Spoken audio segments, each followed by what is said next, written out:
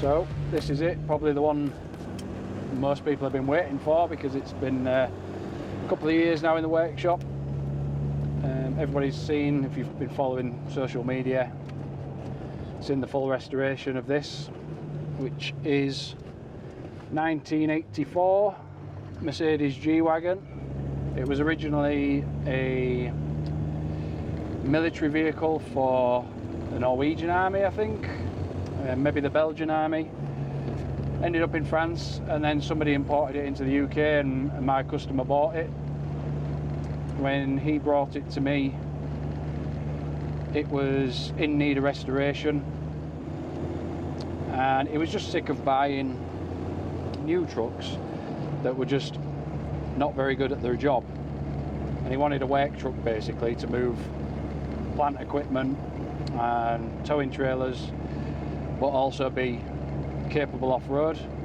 But you could see straight away once you started looking at it that you could sort of cut away the rust and you would have good metal to sort of repair to. So we took the body off, stripped the body, repaired all the bits of rust on the body.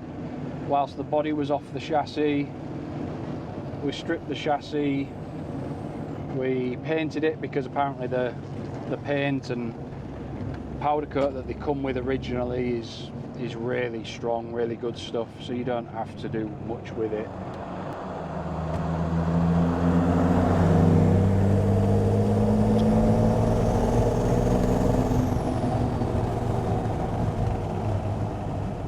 So the customer got hold of a 2020 body kit and then brought it to us to modify.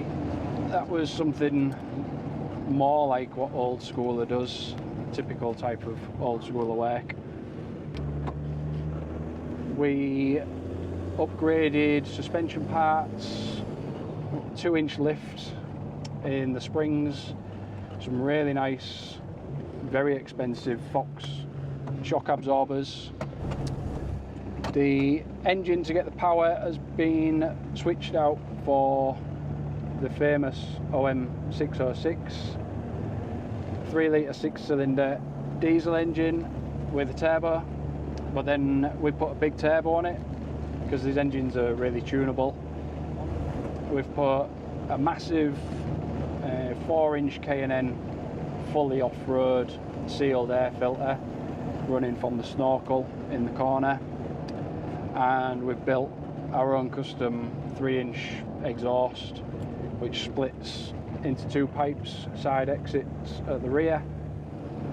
In the rear of the van we've got a big toolbox, like a van safe toolbox, which holds a auxiliary battery and an air compressor, an air tank and an inverter. So the things, as well as being quick on the road and handling well, it's actually really capable off-road. So it's probably only right that we should test it out and see how it performs off-road.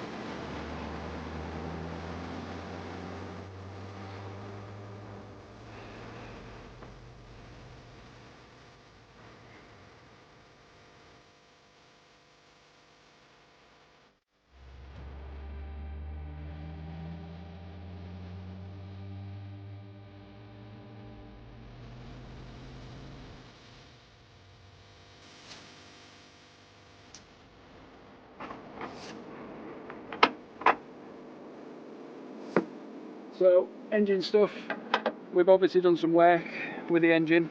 We've replaced the engine with the famous OM606 engine, which you'll see on YouTube people call it the diesel version of the 2JZ, and you can see why when you listen to it and sort of feel how it drives. It revs really high, it sounds awesome. This came out on the dyno at around 300 horsepower, which is nice and safe for these. Even, I mean, we think this is a high mileage engine, and that's still safe on one of these. So it performs really well on the road. It'll surprise plenty of people. It's not only got lots of power for when you are off-road for running the four-wheel drive system, but two-wheel drive on the road, it lights the tyres up when you give it a big bootful in second or third gear. Lights have all been upgraded, LED and Angel Eye, nice markers with LED indicators. Huge 20-inch, massive off-road 20-inch tyres. Spec'd those to look right with the modern arches. Anything that was available for the old G Wagon just didn't work. The rear, we've gone for the typical spare wheel mount on the door. We've got the new bumper, we've got a tow bar still, we've got a ladder to get up onto the roof rack. Roof rack's been fitted. That's an ordinary G Wagon roof rack. That was a straightforward job. Customer wanted a nice dash. We've put a lovely Haltech dash in there, which is really nice. We've customised that as well with the old school logos. Modern steering wheel, removable for extra security and just to help you get in and out. Really nice Recaro seats. And then as a suggestion from the customer, we've got some air and hydraulic seat bases, so you can raise and lower the seats on air suspension, and you have a hydraulic damping front and back. The rest is pretty much G Wagon.